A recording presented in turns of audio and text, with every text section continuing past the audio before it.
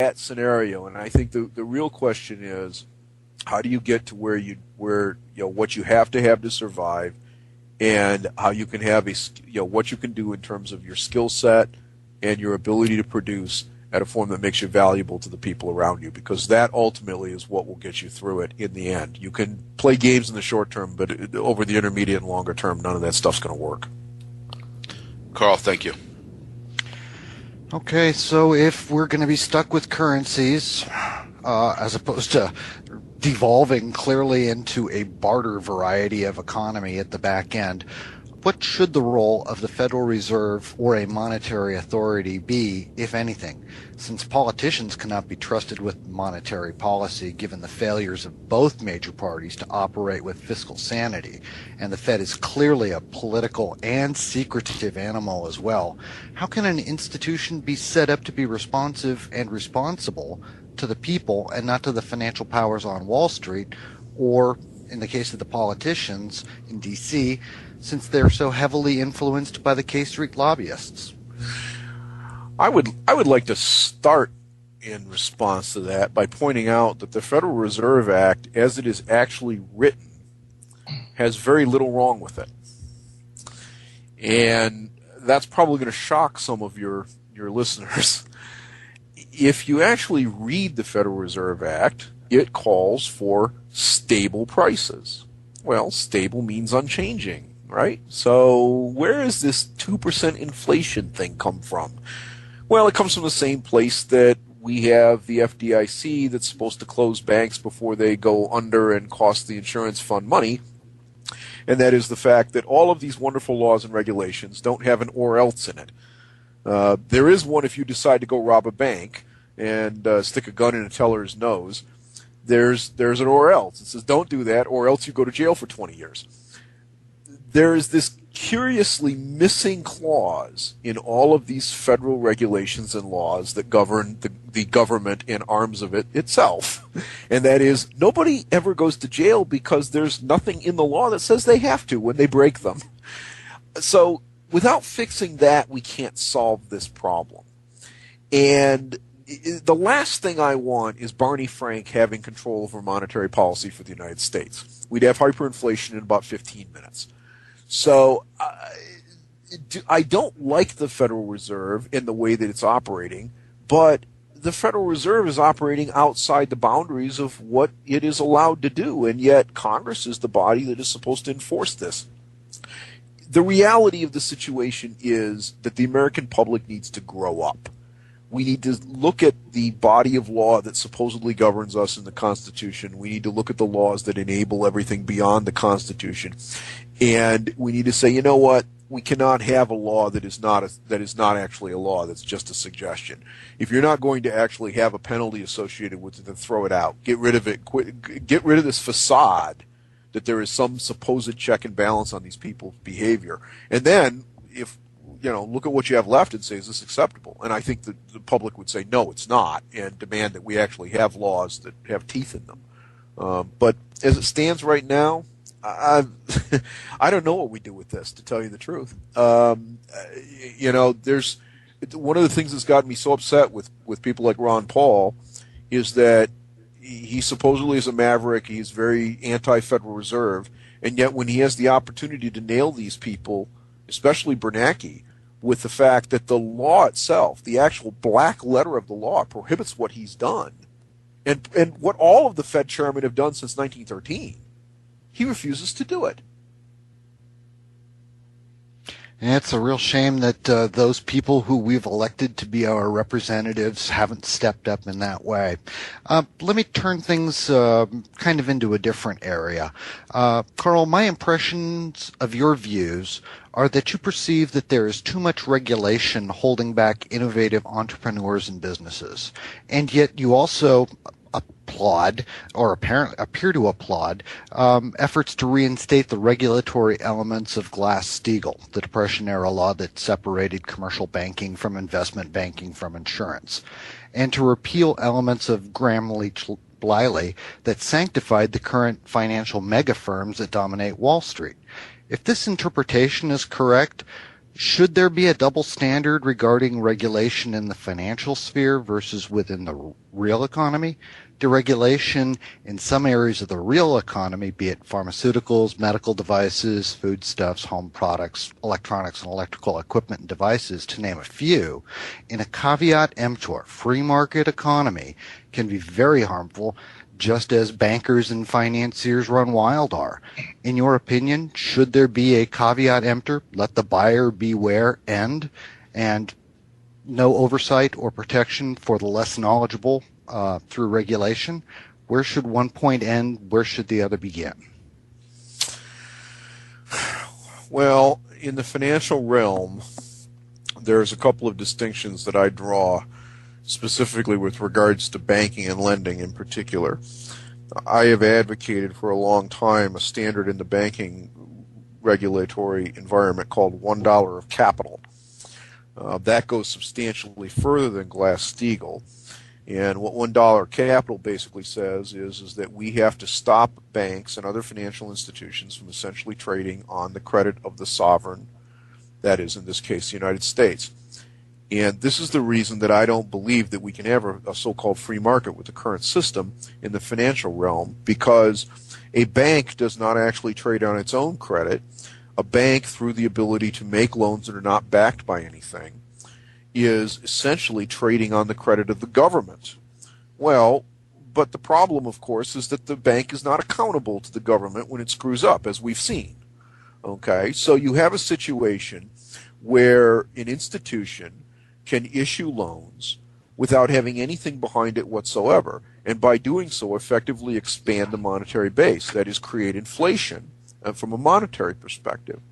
And this is where the people that have the gold standard ideas get it wrong, because throughout history we have seen that even when you have a hard monetary standard, if financial institutions are able to do this, you get the same inflationary boom cycles followed by busts that you get if you're on fiat currency. It makes absolutely no difference as long as I can issue credit without having to actually back it up with something. So there's nothing wrong with lending your capital out. There are other people who want to get rid of lending at interest, for example. And that's communistic or fascistic. If I have capital, I have a right to let you use it in exchange for a fee that you and I privately negotiate. But when you have institutions that trade on someone else's credit, what you're essentially doing is giving them the ability to obligate other people. And that's where the problem has come from within the financial realm. That's why this has to stop. I don't think there's any kind of double standard here at all, really. My advocacy is that the ability of people to exploit others through through this mechanism needs to end, and that is what $1 of capital would do. Okay, thank you very much.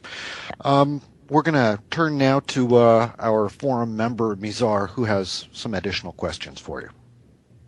Good evening, Karl. This is a great conversation so far. I'm sure it's going to get better. My first question is from forum member G-Dog, who couldn't give it up himself.